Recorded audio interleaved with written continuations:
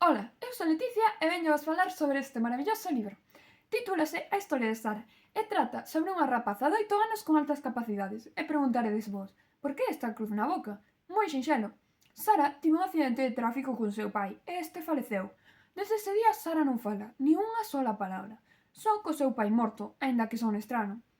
É unha historia moi conmovedora que trata moitos problemas da realidade, aínda que non vos podo dicir cales son, xa os descubriredes vos ao longo da historia. Este libro é un álbum ilustrado cunhas ilustracións feitas por Luz Veloso que nos amosa nada máis abrir o libro. Pa enamorarse. A parte, na portada xa se ve un elemento icónico da historia. Este bote que está a cheirar Sara.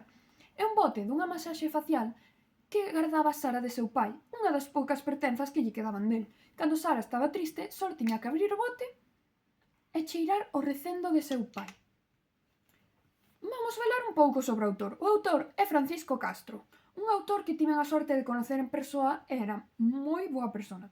Aparte diso, tiven a sorte de facerlle unhas cantas preguntas sobre este libro. E podo vos decir que... maravilloso, vamos.